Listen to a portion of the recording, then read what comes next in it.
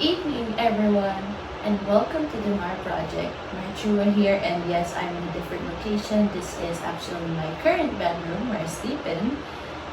So excuse the mess or the small space, and the lighting isn't that good, I know, but I'm still giving this a shot. I want to try and film in different locations in my house, like whenever I get the chance to, film for a vlog while I'm at home. So this is another episode of Mara's Finds by Peaches with These Pages, which is the blog tie-in version of my book blog called Peach Pink Pages. So if you guys would like to also read along and follow with me throughout this video, I'll be posting the link of the official post in the description box below. So today we'll be tackling a historical fiction. Historical fiction.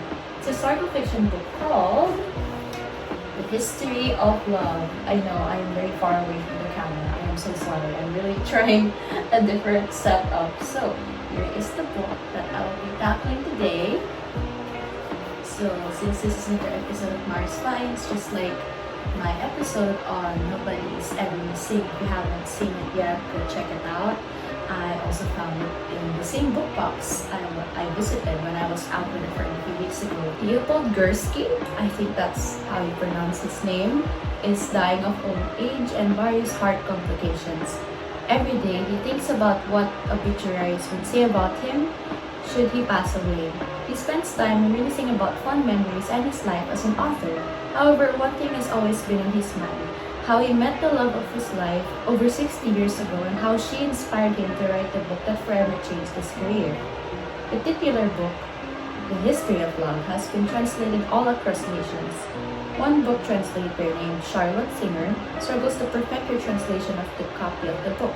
Alma, Charlotte's 15-year-old daughter, believes her mother is quite lost in translation, unintended. Ever since Alma's father has died, her mother has been lonely. Her love life is at an all-time low, and Alma has been trying to find a cure for her mother's loneliness. When Alma picks up her mother's copy of The History of Love by a certain, I'm going to butcher his name, Zvi Litvinoff, she notices one small thing. Her name, Alma, was taken from one of the characters of the book. That's how she'd know that the book has had such a huge impact on her mother's life, as if it were a favorite and comforting book for her. So, Alma does what every curious teen does: search for the author of the book and find out what he's up to. Alma is, at first, joined by her best friend and on and off boyfriend, Misha, as they solve an intergenerational mystery. Alma would do anything to escape the grief she continues to feel for the loss of her father, as well as help her mother cope with her depression. Alma just wants to be a better daughter, a better sister to her brother, Bird, his real name is Emmanuel, but because the boy tried to fly and failed, people forever called him Bird, and maybe be a better best friend and partner to Misha, if she wasn't so uncertain about her feelings for him all the time. I was really shipping them throughout the book, and I got sad when they were breaking up here and there.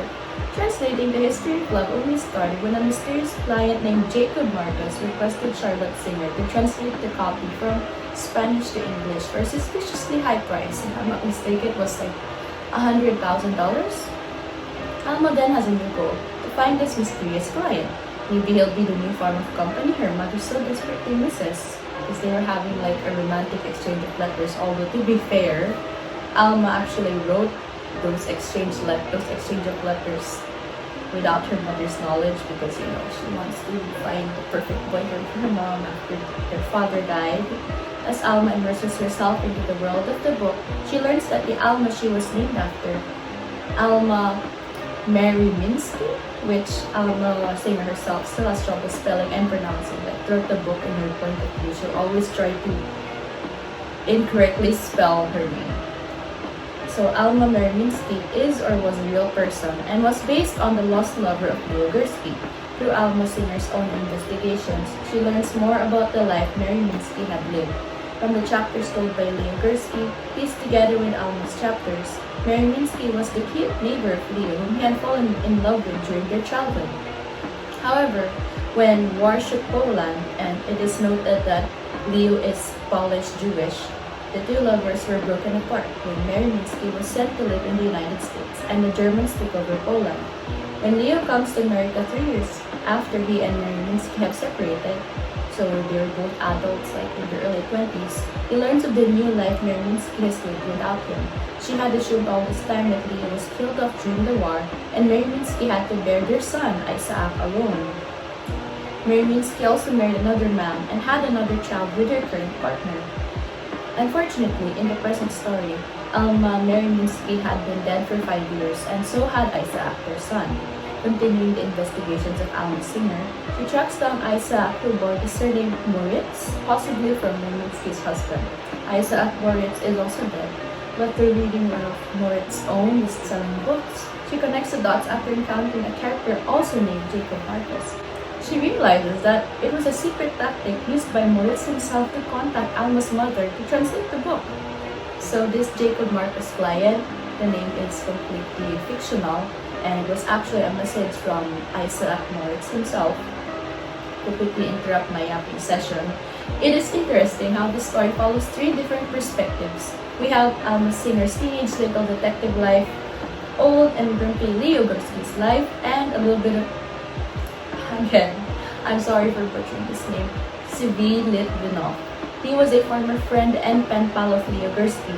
A misunderstanding between them caused Litvinoff to assume Gursky had died, and he adopted the History of Love and published the title under his own name without realizing that Gursky is in fact still alive. I like how all 3 perspectives are unique too. Aside from the different voices of narration, there is also the tone and writing style.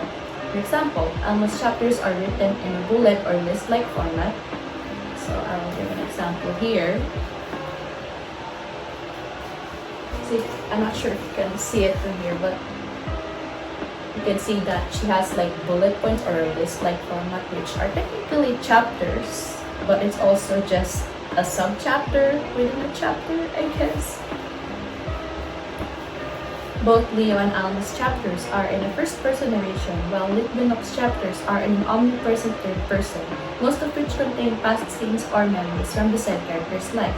There are also 2 special chapters, one from Alma's diary, which Bird accidentally goes through and misinterprets his sister's latest investigations. The other one seems to be the thoughts and reflections written by Alma and Bird's mother, Charlotte, as she battles with depression. From Bird's misinterpretations, he ended up unintentionally setting up a meeting between Alma and Leo. Through letters neither person wrote to the other, the meeting happens. Alma is left confused, wondering who sent her the letter. Was it another descendant of Isaac Moritz or anybody else she met during her searches? For Leo, seeing how the letter he received came from an Alma, he believed his lost love has suddenly returned from the dead. Still, the meeting is a huge success. At a park bench, Leo sits waiting for his mysterious Alma to arrive. He even wears a sign around his body. I am Leo Gursky, with some details about being the real author of the History of Love, among other things. When Alma Singer spots him, Alma tries to introduce herself and explain how she got a letter she thought came from him. She tells him how she was named after the woman he had loved the most, igniting a heartfelt reunion between the Alma of the present and the Leo of the past, present, and future. Leo holds the child in his arms as they continue to sit on the park bench together. With tears of joy, Leo feels recognized, knowing that the book he has written continued to survive even decades later. Alma finally feels recognized too, seeing how the story behind her name has reached its happy ending.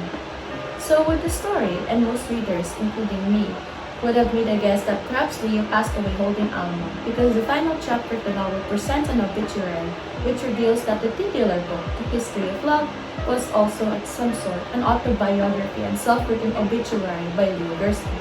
It was a heartbreaking but also heartwarming conclusion to Leo Gursky's own life, having fulfilled his fate as an inspired author. The same could be said about Alma's investigations. I think she'd make a great detective one day. When I picked up this book, at the same book box I picked up Nobody's Ever Missing, I knew where Krauss's novel would belong. In my library, I sort books in a variety of ways. There's a section in my room consisting of my favorite novels. I think I've shown you that in the previous blog.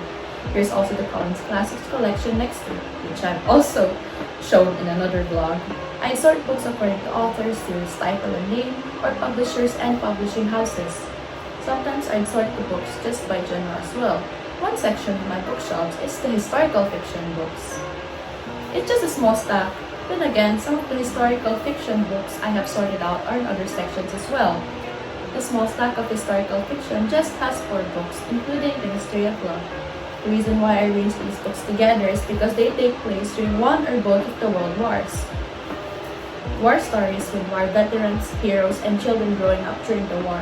Characters like, I think that's how to say her name, Liesel from The Book Thief by Marcus Zusak, also one of my personal favorites.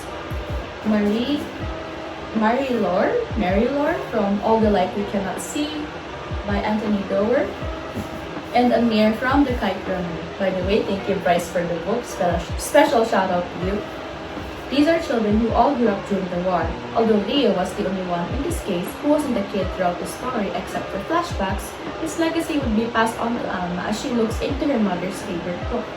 Speaking of historical fictions and reunions, although I did not include this in the title, the little stack of war stories, another historical fiction book I enjoyed was The 7 Husbands of Evelyn Hugo by Taylor Jenkins Reid. I also wrote a blog post about it a few years back, so be sure to check it out. A deep dive into the 20th century life of fame and misfortune, the story followed a retired but still renowned actress and model, and a lonely newbie journalist whose lives collide for a cover story. Soon as the stories of the actress are covered, the journalist, Nick, discovers her life may be far more important to Evelyn Hugo than she ever expected. Alma and Leo's meeting in The History of Love just reminded me of the would-be dynamic of Evelyn and Nick. The only comment I have about the book is whether Alma's mother found somebody to make her happy again, or how else she moved on and coped with Alma's father's death. I also wish we got a mini POV chapter with Bird in it, or maybe even a whole chapter about him, or a side story. I did like the use of religion and religious theme in the story, though, particularly of Bird's character. I also hope that off-script or off-scene, Leopold Gursky had an unforgettable memorial and burial. Legends always deserve to be remembered, and I'm glad that Leopold Gursky's character was presented and honored in the best ways possible. I'm sure Alma would also have an unforgettable childhood as she transitions into a young adult. Maybe, just maybe, she'd also get back together with Misha again because I was really rooting for them. So that concludes the 3rd installment of Mara's Spines. I hope you enjoyed this deep dive into history and intergenerational reunions with me. So this was Mara's Spines of Peaches Reviews Pages by the Mar Project. No, very long tagline. So I hope you guys enjoyed this episode and I will see you guys in the next vlog. This was Mar Chua of the Mar Project. Bye guys! Oh, and by the way, if you've been staring at the picture frame in the background, that was actually a picture of me. I think I was 2, if not going 2 years old. Yeah. Do we look alike? Okay, bye guys!